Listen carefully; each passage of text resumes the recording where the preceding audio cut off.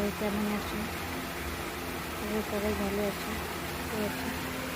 একটু লোকনাথ বাবার পুজো, তাই নিয়ে একটু পুজো দিয়েছি ঘরে।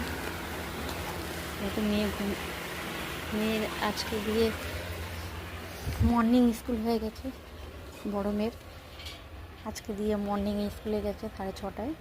আমি 6টায় উঠেছিলাম, কাজ হয়ে গেছে। ভাবলাম বাজারে যাবো, একটু ঠাকুরের জন্য প্রসাদ আনবো। দেখি আমার বর এনে দিল। লোকনাথ বাবার পুজো আছে, তাই স্যার আমাদের এখানে খিচুড়ি খাওয়াবে। দুপুরে খিচুড়ি খেতে যাব, গেলে আপনাদের দেখাবো। আমাদের পুজো দিয়েছি, দেখাচ্ছি আপনাদের দ্বারা। এই মেয়ে, এই আলপনাটা আমার বড় মেয়ে কালকে এত বদমাশি করে, মানে ঘরে একা থাকলে না ওরকম এরকম। ওর বাবা এনে দিয়েছে, তো তাল মিশি ফল টল দিয়ে লোকনাথ বাবার পুজো দিয়ে দিলাম, মালা দিয়ে।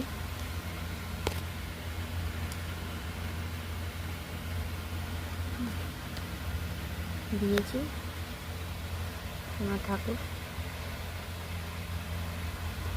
পুজো দিলাম। কেমন হয়েছে কমেন্টে জানিয়ে। ঠিক আছে, লোকনাথ বাবা পুজো সাজিয়ে যেরকম পেরেছি, মেয়ের জন্য তো আর পুজো এখন দিতে পারি না, তাই যেরকম পেরেছি তাড়াতাড়ি করে দিয়ে দিয়েছি। ও ওঠার আগে মেয়ে আলপনা দিয়েছে, দেখো তো বদমাশি করেছে।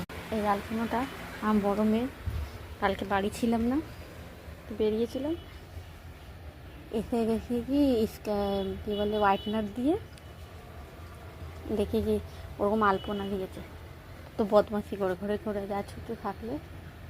আমি এখন সকালে চা খাওয়া হয়ে গেছে, আমার হাজব্যান্ডও বেরিয়ে গেছে বাড়ি দিয়ে কাজে। চা খাওয়া হয়ে গেছে, এখন একটু টিফিন করব। বড় মেয়ে আসবে স্কুল দিয়ে 10:30টায় ছুটি, মর্নিং স্কুল বললাম। এখন ওই ছোটো মেয়ে ঘুমাচ্ছে, ছোটো মেয়ে উঠলে আমি টিফিন করব, টিফিন কিছু খাবো। তারপরে রান্না তো এই বেলায় রান্না করব না, যেহেতু বললাম খিচুড়ি খেতে যাব।